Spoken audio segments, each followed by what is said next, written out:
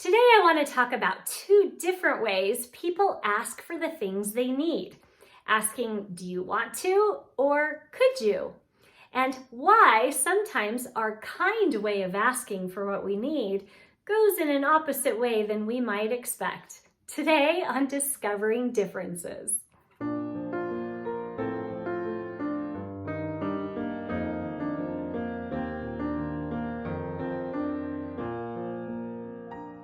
No matter which way you think, people want to make sure that nobody feels forced to do something that they don't want to do.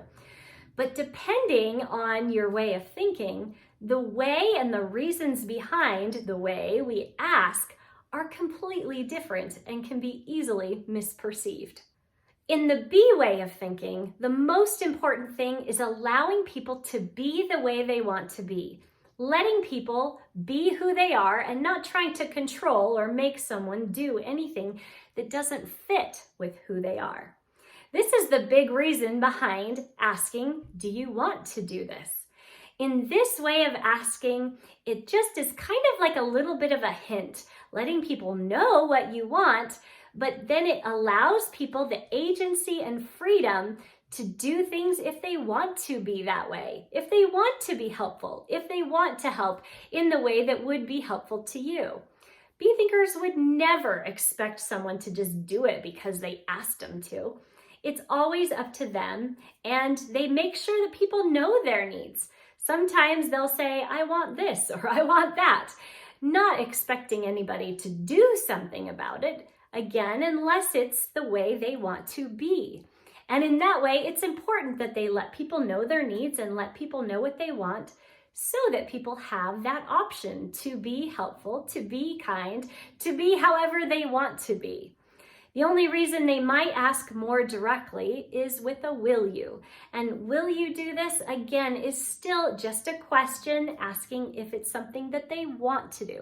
And if they do, that's great. And if they don't, they weren't expecting it in the first place. In the do way of thinking, it's also important not to ever make someone do something that they don't want to do. But instead of the be thinking and making sure people aren't being who they want to be, do thinkers are all about what a person is doing.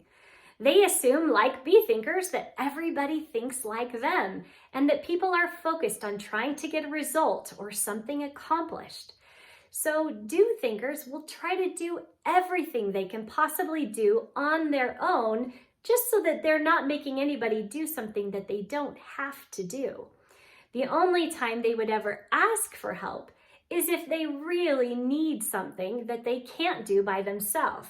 Either there's just not enough time to finish it, or there's too many things that they're juggling, and many of them for other people. In those cases, they might ask with, could you?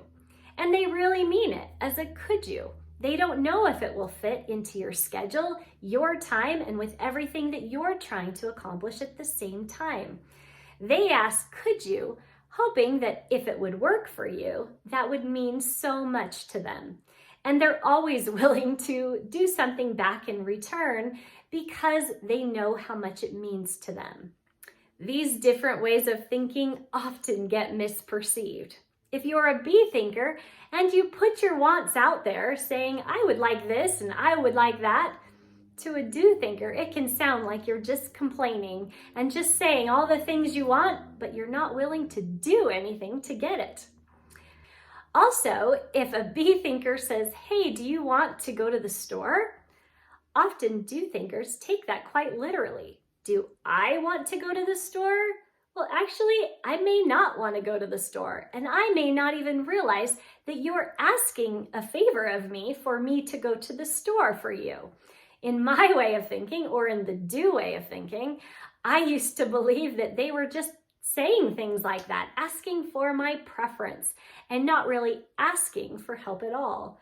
I feel bad now wondering how many times I was being asked for help, and I thought it was more of a preference question. Unfortunately, for do thinkers, asking with a could you can go off in a completely different way than they expect if they're talking to a B thinker. For do thinkers, when someone asks at all for a favor or something of you, They assume that you must really need it because they wouldn't be asking unless they really needed the help. So when they are asking for help from someone else, they really mean it, and they hope that the person would be willing to help them. They don't expect the person to do it if there's other things that they're also trying to get done, but it's kindness to at least tell them why they won't. Unfortunately, for B thinkers who are being told, could you do this or could you do that? Often it comes across as, why are you being so direct? Why are you trying to control me? Why are you trying to make me do something that I don't want to do? Instead of giving it as an option for someone to come help you, it comes off as even controlling or manipulative. So what do you do when two people think in completely opposite ways? Well, the good news is understanding this concept can really help you in a relationship. If you're a B thinker and you've been hinting, saying, do you want to do this? Or do you want to do that? And it's not working for you, then it might be because they are a do thinker. And it would help if you asked them in the do thinking way. It could seem completely rude because it's something you would never do otherwise. But when you ask a do thinker, could you go to the store?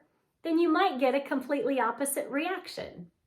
Do thinkers are almost always happy to do a favor for someone, especially because they've often done favors for you. For do thinkers, when you've been trying to ask for help directly with a could you, and it's just not going over well, you might try asking with a would you want to? Do you want to do this? It may seem completely weird to say and not at all like something you would say, but you might get the more response that you were expecting. I'll never forget the time when I learned this concept and I asked someone that I had repeatedly had issues with before when I would ask with could you? And I asked, do you want to? And I was shocked when the answer was, okay, sure. It was no big deal because that's the way they would ask. This concept has been so helpful to me in understanding the different ways people think and how to communicate in ways that will not be misperceived. I hope this video has been helpful. If you're having an issue with perception or trying to understand different ways of thinking, I would love to hear about it, and I might be able to address it on one of these videos. If you know someone who could use this video, I would appreciate if you could share this with them, like and subscribe, and help me to be able to share these important concepts with others so that it can improve their lives and their relationships. So I will see you next time on Discovering Differences.